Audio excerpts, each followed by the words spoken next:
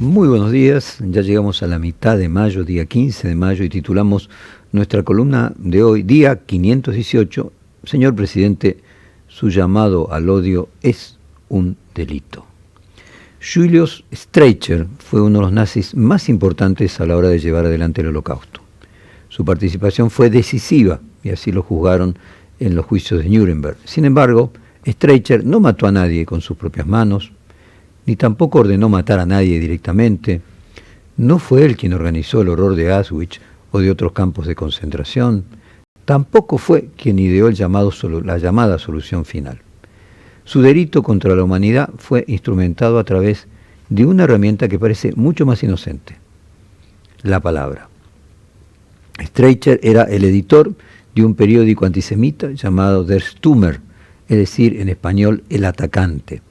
Der Stürmer no fue simplemente un periódico nazi, fue un instrumento sistemático de la pedagogía del odio diseñada para intoxicar al pueblo alemán con una obsesión paranoica y brutal, en este caso contra los judíos. Fue fundado 10 años antes del comienzo del nazismo, fue fundado en 1923 por Julius Streicher, que combinaba titulares sensacionalistas, caricaturas grotescas, relatos sexuales o criminales inventados, todo con el objetivo de presentar al judío como un enemigo absoluto, demoníaco, violador, corruptor, asesino de niños. A diferencia de otros órganos de propaganda nazi, Der Stürmer no apuntaba a los cuadros dirigentes, sino al pueblo llano. Se colgaba en las vitrinas públicas, lo vendían los chicos en la calle, lo leían campesinos, amas de casas y obreros. Era propaganda vulgar, pero eficaz. Hitler lo apoyaba personalmente, lo consideraba esencial para educar al Volksgemeinschaft, que es en alemán la comunidad del pueblo judío, no Volks es pueblo. La potencia letal del medio fue tal que en los juicios de Nuremberg se utilizó como prueba de incitación al genocidio. Streicher, su editor, fue condenado a muerte, no por participar en el exterminio directamente, sino por haber ayudado a hacer posible con la palabra que esto se produjese. Su condena inauguró una idea fundamental del derecho contemporáneo: que el odio sistemático, cuando es legitimado, repetido y distribuido masivamente, no es mera opinión, sino que es un crimen. Der Stürmer demostró que la barbarie moderna no necesita solo balas ni gases, sino también tinta, papel y una audiencia dispuesta a creer que el otro es verdaderamente una amenaza existencial. Desde los juicios de Nuremberg, primero en Alemania y luego en otros países, la incitación al odio es penada por la ley. En nuestro país este delito se encuentra dentro de la ley antidiscriminatoria de 1988, o sea, en nuestro primer gobierno de recuperación de la democracia. Nuestro presidente Javier Milei incita al odio directamente, de manera literal, cuando dice: no se odia lo suficiente a los periodistas. Vamos a leer el siguiente tuit que hizo al respecto. Esto fue contra el periodista Carlos Pañi el 5 de mayo de este año, que es desenmascarando siempre al muy mentiroso Carlos Pañi. Y la casta siempre fue, dice textualmente: 1, políticos chorros; 2, empresarios prebendarios; 3, sindigarcas; 4, micrófonos ensobrados; 5, profesionales cómplices. Siempre mienten. Por ende, no odiamos lo suficiente a los periodistas. Chao. Textualmente, nuestro presidente. En breve vamos a entrevistar en este programa a uno de los 3 periodistas al que el presidente le hizo un juicio, en este caso Arid Lijalad, quien fue denunciado penalmente por el presidente luego de que Lijalad haya comparado un video hecho por el gobierno en el que retrataba a los dirigentes del kirchnerismo como zombies que habían sido infectados por un virus con el discurso nazi. Según Milei, esto es un delito y una vulgarización del Holocausto. Sin embargo, Lijalad en diferentes ocasiones responde muy agudamente y explica que él hizo una comparación con la noción nazi en la que se deshumaniza al adversario y se lo coloca como enemigo y se llama odiarlo. Vamos a leer algunos fragmentos de este periódico antisemita que originó la noción del delito de incitación al odio, y vamos a compararlo con el tuit del presidente. Recordemos que lo que leímos recién enumeraba a los integrantes de la casta y luego decía: no se odia lo suficiente a los periodistas. O sea, de todos los elementos, los 5 elementos de la casta, los periodistas eran el peor.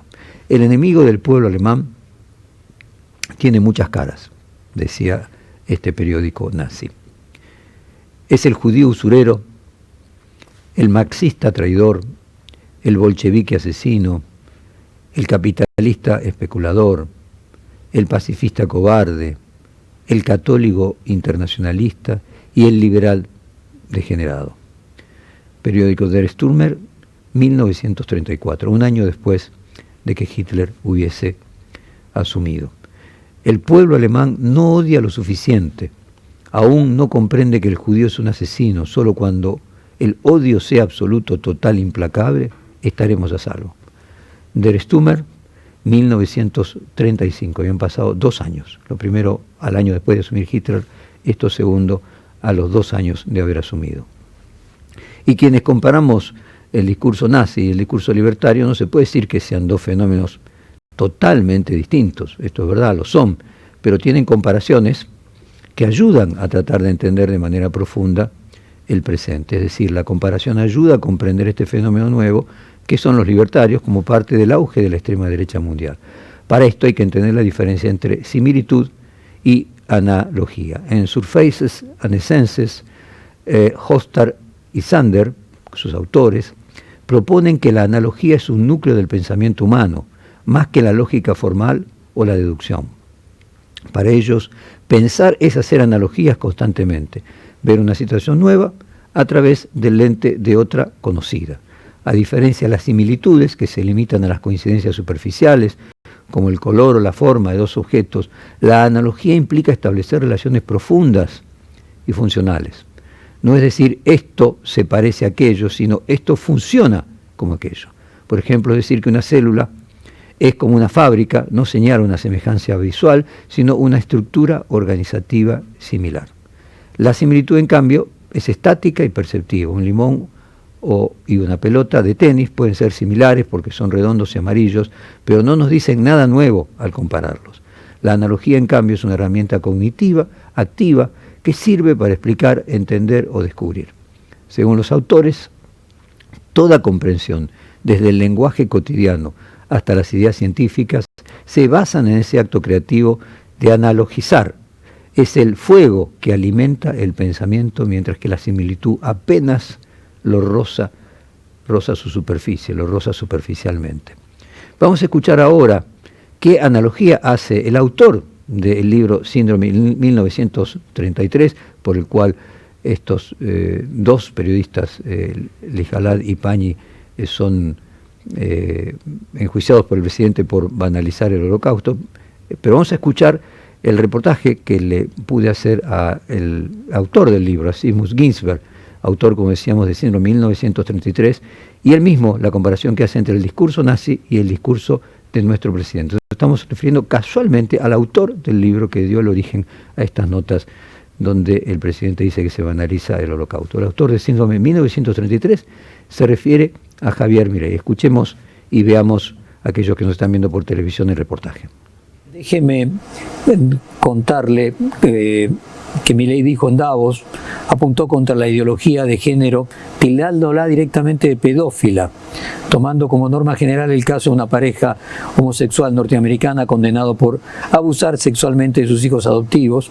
La amenaza de acabar con la figura legal del femicidio calificó de virus la ideología woke, etc. Y en respuesta a ello, los diferentes colectivos de distintas diversidades sexuales salieron a manifestar su repudio contra las declaraciones de nuestro presidente, lo que a su vez motivó la respuesta de Milei aún más confrontativa. ¿Cómo ve usted a Milei desde Italia y qué punto de contacto, si encuentra alguno, con lo de su libro Síndrome 1933?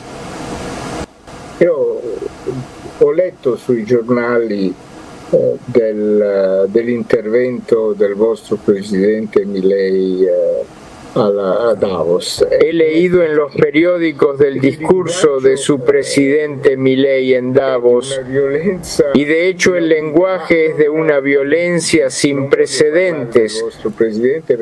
Pero no quiero hablar de su presidente porque ese es un problema de ustedes. Eso los argentinos lo verán con su presidente. la analogía, la somiglianza di linguaggio. La cosa que me gustaría señalar aquí es la analogía, la similitud del lenguaje. Virus, ese era el lenguaje que utilizaban los nazis con los judíos y con la oposición. Era una enfermedad, un cáncer, una bacteria, una epidemia. Mi fa senso che si usino parole di questo genere e chiaramente il modo. Para mí tiene sentido que se utilicen esas palabras. Claramente la forma, el lenguaje con el que los nazis en los años 20 y 30 hablaban de los judíos era degeneración moral, vendían degeneración sexual, la falta de moralidad, la homosexualidad. De hecho, los homosexuales fueron exterminados como los judíos y los gitanos. Este tipo de lenguaje en realidad me asusta porque uno podría incluso decir que es ridículo como Trump dijo que los inmigrantes de Haití se van a comer. Quieren robar, quieren comerse tus perros, tus mascotas. Eso es ridículo y tiene gracia, pero lo que no tiene gracia es que luego se lo hayan creído y le hayan votado. Vale también decir en defensa tanto de Pañi como de Lijalat que este libro de Síndrome 1933 es el libro que venía recomendando el Papa Francisco desde hacía 4 años. ¿Qué significa odiar lo suficiente? Si ya se insulta a los periodistas, se le quita el dinero a los medios críticos de publicidad pública que se otorga discrecionalmente a medios que son favorecidos con la publicidad de YPF, de Aerolíneas, de Banco Nación, si ya se los acusa sin pruebas de ser ensobrados o de trabajar para mantener el curro, ¿qué más se puede hacer para odiar lo suficiente? Bueno, lo primero que aparece como posibilidad es la agresión física, pasar de las palabras a los hechos físicos, además de la agresión del periodista Roberto Navarro, en la que 2 hombres lo insultaron y uno de ellos lo golpeó tan fuerte que terminó internado. Ayer hubo otro hecho violento también, uno de los integrantes del stream Carajo, Marino Pérez se llama, golpeó a una persona en la calle y según su propio relato el streamer caminaba por la calle y este hombre fue a increparlo, algo que obviamente está muy mal y hay que condenar, pero esto terminó en una situación muy violenta. Vamos a ver la reconstrucción de este hecho que hizo el streamer en Carajo. Mariano Pérez cuenta cómo golpeó a una persona del piso. Bueno, hoy como siempre estos tipos que son unos violentos en la calle, que les dan ganas de venir a apurarnos, pues se piensan realmente que somos unos enclenques que nos da miedo de la existencia. Sí. Vino un Cuca hoy, yo iba caminando, estaba por salir a correr como parte de mi entrenamiento para la pelea de este año con el señor Hobel, quien le mando un feliz cumpleaños. Y me lo cruzo en la calle y viene así con el teléfono. Y dice, sí. ¿Y ustedes están corriendo ahora? ¿Están corriendo? ¿Qué sé yo? Y se me quiso hacer el pillante y mirá, no estoy corriendo a ningún lado. No, pues yo iba caminando, no estoy corriendo a ningún lado, estoy acá al lado tuyo, pelotudo, le digo. Y nada, nos ponemos a discutir, tenemos un intercambio y el chabón termina de filmar, que espero que lo suba el video, dicho sea de paso, no tengo nada que ocultar, y se saca la mochila y dice, ahora sí te cago a trompadas. Yo, no seas fantasma, no te vas a hacer famoso por pelearte conmigo. No, yo ya soy famoso, me dijo, vaya a saber Dios quién era ese pobre hombre. Lomea. Y me vino a encarar, le roba la piña, le pego una, porque me estoy defendiendo por supuesto, sí. Después nada, le pego otra, se está por caer al piso, me agarra, caemos al piso y yo termino pegándole en el piso, los dos, y nada, y ahí quedó. O sea que los papeaste. Sí, pará, ya hay video, me parece. ¿Hay video? Y fíjatelo. A ver, para subir el trampista. No sé cómo le llegó el trampista. ¿Cómo le llegó el trampista? Andaba por ahí. Es un tipo con buena info. Estábamos por Recoleta, a ver. No. Ahí me agarró. Uy. Y ahí ese. ¿Sos vos? Míralo, Mariano. No. Pero. No. Pero boludo. Yo soy el que está ahí arriba. ¡Vamos, Sí. Perdón, lo cagaste a trompada, Sí, boludo, de Papi Mariano. Yo realmente Tiene tremendo ground and pound, boludo. Pero, Sí. La verdad que no, se piensan que pasa que como vienen de a 100, Papi Mariano. boludo. Aparte al final estaba no en la cara, no en la cara. no, el cuando chabón. vienen de 200 son guapos, pero de a uno yo intenté, por supuesto, evitar el conflicto todo el tiempo, soy un hombre pacífico, Sí. pero cuando uno lo abordan, lo quieren ganar piña en la calle, esto de cerebral. No, aparte te tiró una piña. Claro, me tiró una No, piña. te defendiste perfectamente. Yo me estaba yendo y decía, corres. Le digo, no estoy corriendo. me voy porque McGregor soy idiota". Point. McGregor Point. Y además lloraba y me decía, pegame fuerte, estaban entrando todas las piñas en la cara el muchacho. Más allá de que no sabemos cómo fueron los hechos y que es condenable que cualquiera increpe a cualquiera, lo concreto es que se estaban riendo y felicitando a este streamer por pegarle a otra persona en el piso, ¿no? Hace un tiempo, los youtubers, streamers libertarios empezaron a asistir a muchas marchas y concentraciones opositoras en las que se dedican a provocar y cuando eran sacados por los asistentes denunciaban actitudes violentas. Más allá de que no estamos de acuerdo con ninguna actitud violenta, se puede observar cómo buscan, en algunos casos los libertarios, naturalizar un estado de cosas en que la violencia física entre adversarios políticos empieza a hacerse cada vez más común. Es como si la prédica permanente del odio por parte del presidente, sus funcionarios y estos streamers se le sumara este intento por romper un status quo de la política nacional, quizás el más importante logrado con el regreso a la democracia en 1983, que es que la violencia física no sea más la norma. La democracia es casualmente aquello que colocaba como meta fundamental que nunca más íbamos a resolver nuestras diferencias con violencia. Nuestras diferencias se dirimen en las urnas, en los votos de los diputados, en los fallos de la justicia. Volviendo al presidente, escuchemos este pequeño fragmento que nos deja varios elementos para analizar. Este es el cierre de campaña, el día de ayer, de La Libertad Avanza en la ciudad de Buenos Aires, donde Milei dijo, recurro a un periodista bastante violento. Ya llegados al Congreso, recuerdo el día que teníamos que jurar y recuerdo que un periodista absolutamente violento me dijo en aquel momento: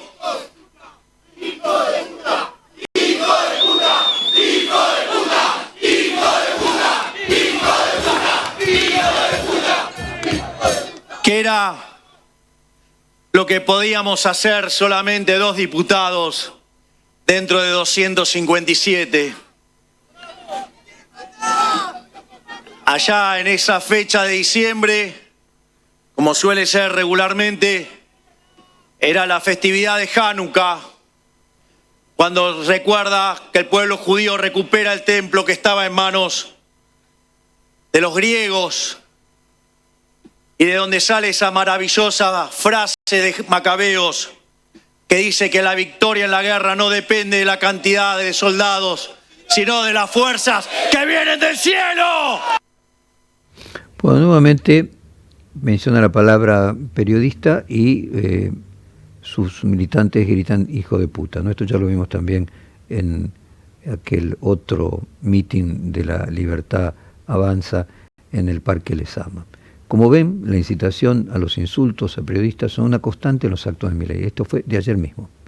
Pero es interesante este pequeño fragmento en la edificación del relato libertario. Ellos son pocos, minoritarios, que deben enfrentar un poder mayor y solo están acompañados de las fuerzas del cielo. En este sentido, en general, nos ponen a los periodistas y nos proponen como enemigos porque somos lo que estamos del lado del poder, de la casta, porque somos, según él, defensores del monopolio del micrófono, prostitutas de los políticos, dijo textualmente. La realidad es que el presidente es el que tiene más poder que cualquier medio y su mensaje de odio contra nosotros llega a millones de personas todos los días. Él es el que tiene el poder. ¿Cuántas de estas personas, luego de escuchar tantas veces al presidente, van a decidir pasar a la acción? 1, 2, 3, 100, 1000 o más.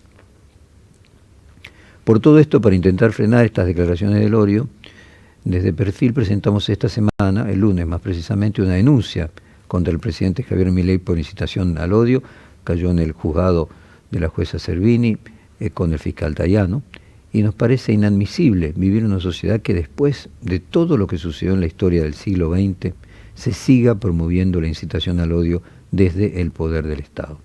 Por otro lado, y esto vale al señor presidente, independientemente de la cuestión legal, se manifestó como un hombre de fe. Usted se manifestó como un hombre de fe y mostró que se está acercando a una religión maravillosa como es la de la fe judía, y sus enseñanzas condenan totalmente el odio. Se oponen por ser vértice de la promoción del odio. Hay cientos de citas, tal vez miles, en las que escrituras judías se manifiestan en este sentido. Solo por mencionar dos. No odiarás a tu hermano en tu corazón, ciertamente responderás a tu prójimo y no cargarás con pecado por causa de él. Esto está en el Levítico 19:17. Y otra, si encuentras el buey de tu enemigo o su asno extraviado, devuélveselo. Si ves el asno del que te odia caído bajo su carga, no pases de largo, ayúdalo a levantarlo. Esto es del Éxodo en 23:4-5. Además, usted, señor presidente, fue a ver al Rebbe de Lubavitch, aquel líder yacídico tan importante del siglo XX. El mismo Rebbe dijo textualmente: el odio gratuito es como una enfermedad del alma, oscurece la percepción, debilita la conexión con lo divino y destruye la unidad que el pueblo judío necesita para redimirse. Esta es una carta de su puño y letra, fechada en 1957. Odiar e incitar al odio, señor presidente, no nos va a traer nada bueno. Todavía está a tiempo de frenar estas actitudes que más temprano que tarde multiplicarán la violencia, y espero que pueda entenderlo por razones políticas, y si no es así, ojalá nuestra denuncia judicial ayude, y si no es así, apelo inclusive a su condición de creyente y a su fe. Nos despedimos con esta hermosa canción en yidis, que se tomó como himno del levantamiento del gueto de Varsovia, una de las gestas más heroicas del pueblo judío contra el nazismo, que empezó primero por incitar el odio y luego terminó en uno de los horrores más importantes de la historia de la humanidad. Sag nicht keinmal, als du gehst dem letzten Weg. Gott schimmeln bleien, verstellen bläue Tag. Kommen wird noch unser ausgebänkte Show. Das Wetter beugt und unser Trott wir seinen da.